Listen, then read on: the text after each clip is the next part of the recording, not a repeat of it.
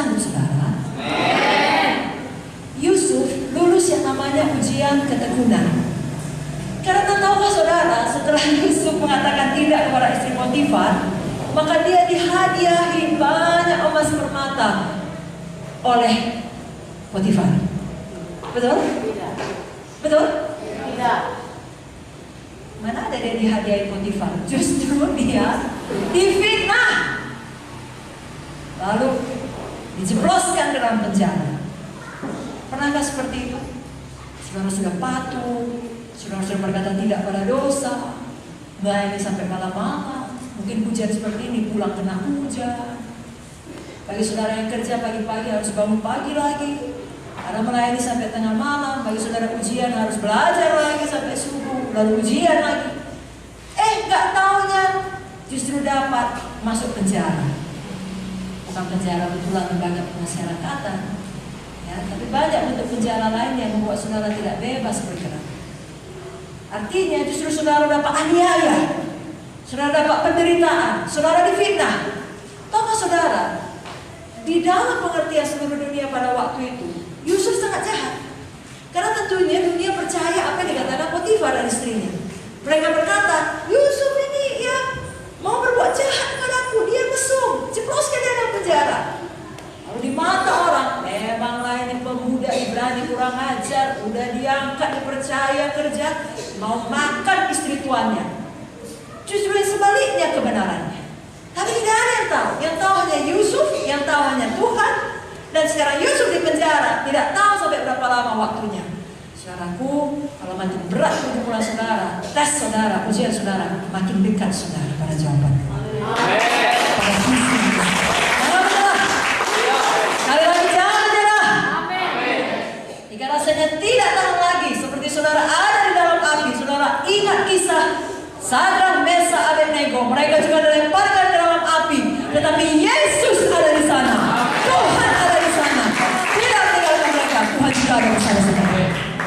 Dalam dapur api penderitaan apapun, di mana seluruh dunia menganggap saudara salah, apalagi sekarang zaman sosmed, sangat mudah merusak nama baik seseorang, betul? Tinggal disebarkan aja hoax. Lalu semua orang berpikir saudara yang jahat, saudara yang salah.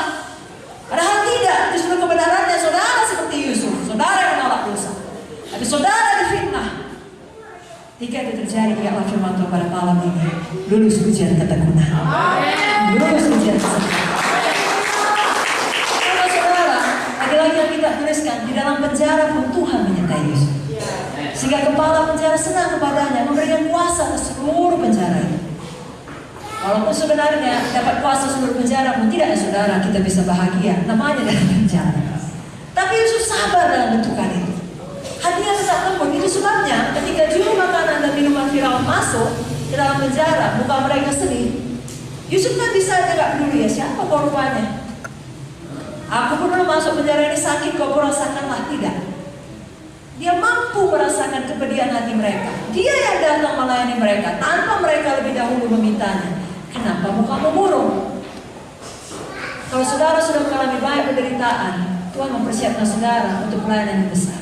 Amen. Hati saudara lebih bisa mengerti orang. Amen. Kalau saudara pernah, maaf ya, kalau saudara pernah ketabrak, pernah kaki patah, pernah harus jalan dengan tongkat atau pasang pen, lalu kemudian setelah beberapa tahun pulih betul-betul gak ada lagi ketahuan dulu pernah ketabrak. Tapi suatu hari ada orang pincang datang ke gereja, pasti saudara orang nomor satu menolongnya. Karena saudara pernah merasakan. Kalau saudara gak pernah merasakan, kalau saudara gak pernah merasakan sakit yang amat sangat, gara-gara asam urat atau penyakit lainnya, saudara gak punya belas kasihan pada mereka yang sakit. Di dalam KKR ada orang sakit lalu mengeluh dia, katanya marah saudara. Diam saudara. Karena saudara gak pernah menderita seperti itu. Tapi kalau saudara pernah menderita, saudara tahu sakit rasanya. Saudara mengerti. Saudara kasihkan dia minuman, ya. Saudara kasihkan dia aqua atau saudara tenangkan dia. Kenapa? Karena saudara pernah merasakan penderitaan itu. Sama dengan Yusuf, dia pernah merasakan penderitaan itu. Lalu dia bisa melayani juru minuman dan makanan tersebut. Singkat cerita, dia beritahukan mimpi mereka, dan salah satu di antara mereka dipulihkan kedudukannya. Dan saudara tahu, Yusuf memohon kepada dia, kalau nanti kau kembali bekerja di hadapan Firaun, ingatlah aku. Saudara tahu pada kata kita, selama 2 tahun sama sekali Yusuf tidak diingatnya, tapi Yusuf tetap setia. Saudara juga melayani, menolong orang yang menderita seperti dulu saudara menderita. Saudara jemput jiwa, saudara kunjungi jiwa, saudara bawa jiwa ke KKR. Tapi tiba saatnya saudara pertolongan, gak ada yang ingat saudara. Kalau orang sakit, saudara pertama ke rumah sakit. Saudara pertama ke rumahnya mengunjungi dia. Suatu hari, saudara yang sakit, gak ada yang mengunjungi. Ketika itu terjadi, jangan, aku tidak mau lagi gereja, aku tidak mau lagi beribadah, aku tidak mau lagi melayani. Semua itu orang-orang munafik, gak tahu YouTube, gak berterima kasih, dan seterusnya sudah jangan. Tetap seperti Yusuf. Kenapa? Kalau walaupun dia dilupakan oleh manusia, Tuhan tidak melupakan Yusuf.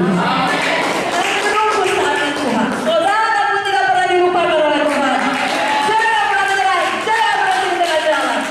Tetaplah setia.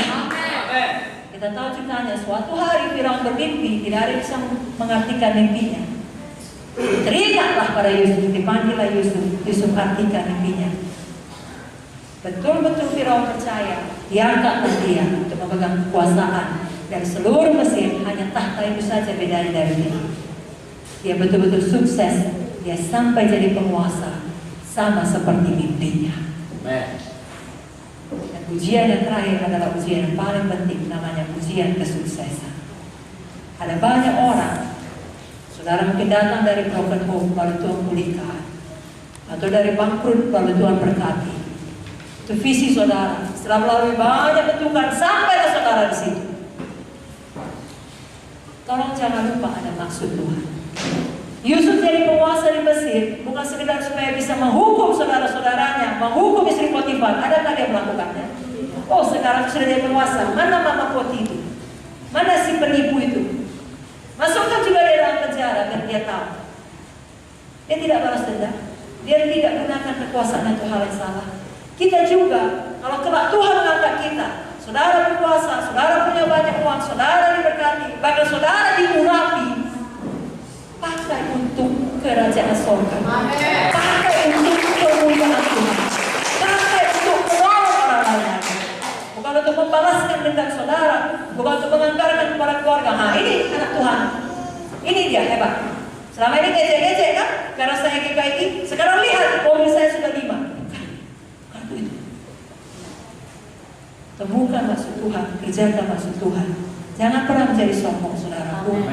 Lulus ujian kesuksesan, tetaplah kita rendah hati. Amin, saudara. Amin. Tetaplah kita sama seperti Yusuf mengerjakan maksud Tuhan.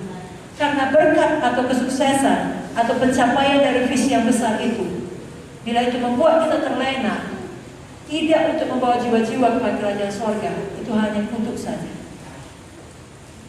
Dunia ini hanya sementara. Biarlah semakin saudara diberkati, semakin saudara menyelamatkan jiwa. Berapa